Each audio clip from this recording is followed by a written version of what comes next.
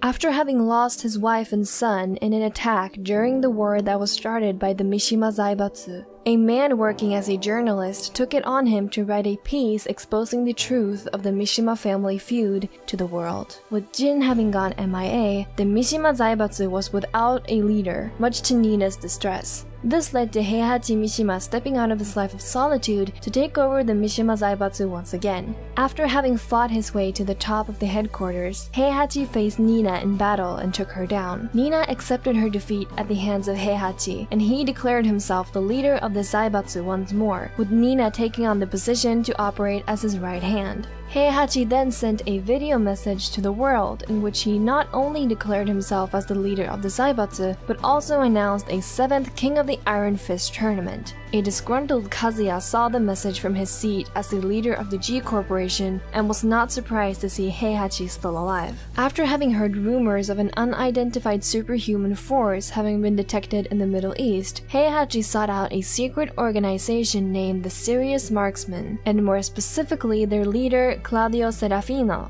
in hopes of finding Jin and gaining access to the organization's largely influential underground network. After having reached the marksman's headquarters, Heihachi and Nina took out Claudio's henchmen with ease before challenging Claudio himself to a fight. After defeating Claudio, Heihachi presented him with a picture of Kazuya's true form, which made Claudio realize that the two of them shared a common goal: to take down the devil by exposing Kazuya and Jin's true forms to the world. Meanwhile, at G Corporation, Kazuya learned that Heihachi was trying to seek out Jin. Following the events of Jin's battle with Azazel, his body was to be retrieved by a group of elite soldiers when found in the desert. However, as he was to be escorted back to the United Nations HQ, the devil gene inside of him activated and sent the helicopter that he was being carried in crashing to the ground.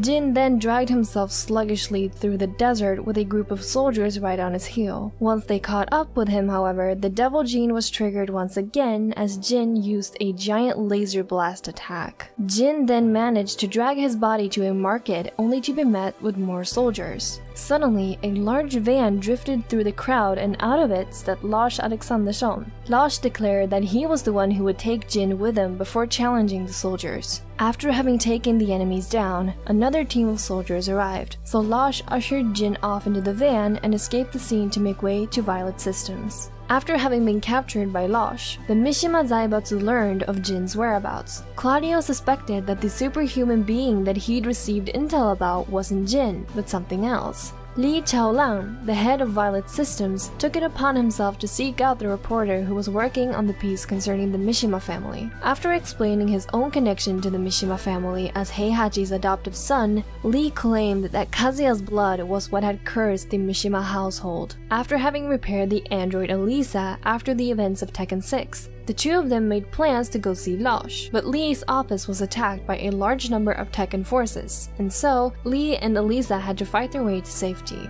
The reporter was then encouraged to go see an old man who had once worked in service of Heihachi and his wife Kazumi. However, the old man's memory was failing him, and so he couldn't provide the reporter with much information other than an old nursery rhyme.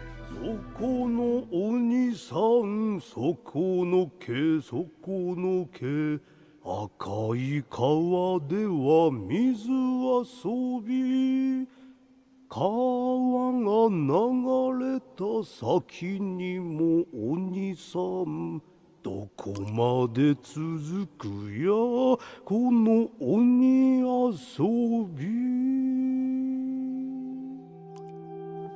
In the Mishima dojo, Heihachi was attacked by a mysterious figure claiming to work for Kazumi, but before their battle could end, a group of Jack 6 robots deployed by G Corporation suddenly came down crashing into the dojo. After the troop of robots were defeated, the mysterious creature introduced himself as Akuma and explained that he'd been sent by Kazumi to kill Heihachi and Kazuya, as Kazumi had saved his life in the past. This was Akuma's way of repaying his debt to her. The fight between Heihachi and Akuma ended in a massive explosion, with Akuma being the winner and Heihachi's position being unknown. With Heihachi assumed dead by Akuma, he headed off to take out Kazuya next. Meanwhile, Li Chaolan and Elisa managed to escape, only to make their way to Lars. Elisa and Lars shared a happy reunion, but they were cut short by Tekken forces who were after Jin's body once again. Nina and Elisa fought, only for Nina to send Elisa flying out from the side of the building. Nina then ordered the Tekken forces to move Jin's body up into a helicopter. Elisa returned with Losh, and they both tried to stop Nina, but Lee was one step ahead and had already hijacked the Zaibatsu's helicopter by the time the Tekken forces had set Jin's body to be transported into it. Elisa, Losh, and Lee all fled the building as Lee detonated it with Nina and the Tekken forces still inside. Nina, however, survived. Following the events of the explosion, the reporter was once again invited by Li Chaolan to visit Violet Systems, but this time to meet with Losh. Losh explained to the reporter that the only reason he'd been born was for Heihachi to be sure that he wasn't the source of the devil gene, and that he was nothing but a bastard child to his father.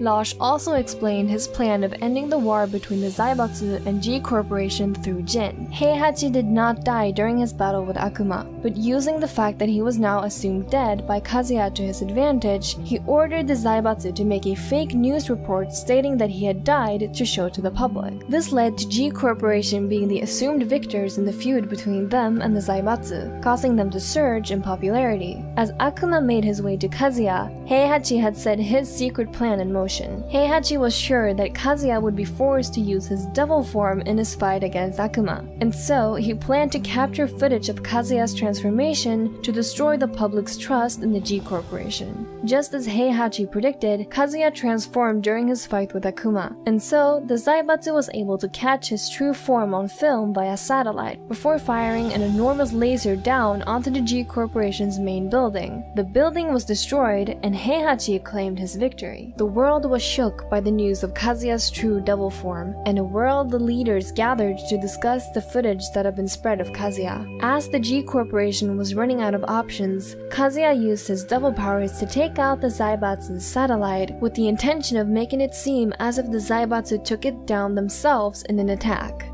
Anti-Mishima movements quickly grew, and the war between the Zaibatsu and G Corp was deemed to no longer be between humans. The reporter stepped into the Zaibatsu's headquarters and claimed that he would expose the truth of the Mishima family. Although they didn't seem to take him seriously at first, he was soon escorted to meet with Heihachi himself. The reporter claimed that he knew things about the Mishimas, which he was planning on exposing the family's history with. Heihachi told the man that he would allow the history of the Mishimas to be exposed, but under his terms. As he started telling the man the story behind his wife, Kazumi. The two of them had met when they were young, as Kazumi had arrived to train under Heihachi's father Jinpachi. Heihachi and Kazumi quickly came to see each other as rivals, as they trained together at the same dojo, and before long, they became inseparable. As they grew older, they eventually had Kazuya together, and although Kazumi was a very loving mother towards her son, something was very wrong. She suddenly collapsed during a training session, only to then wake back up and try to kill Heihachi. He fought her off, however, only for her to wake up the next morning with no memory of the incident. This continued on until one day where Kazumi declared that the only reason she'd been sent to Jinpachi's dojo was to kill Heihachi, as he would one day pose a great threat to the world if he was allowed to live. Heihachi fought off Kazumi, only for her to transform into her devil form to try and persuade Heihachi to give in. But Heihachi declared that the being in front of him was no longer Kazumi,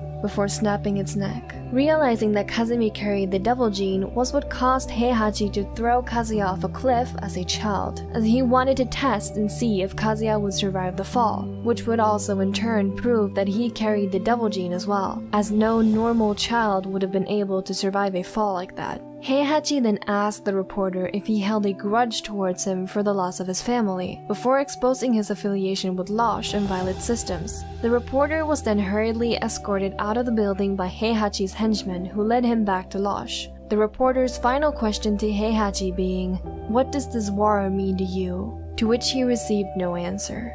Determined to finish their feud once and for all, Heihachi and Kazuya met at the very inside of a volcano. A dramatic battle between father and son ensued, but ultimately, Kazuya emerged as the victor. After having defeated his father, Kazuya dropped Heihachi's body down into the lava.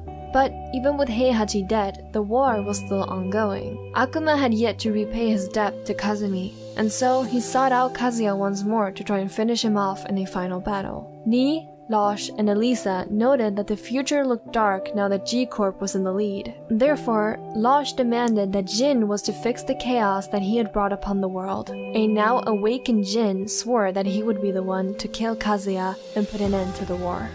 I hope that all of you have been enjoying Tekken 7 so far.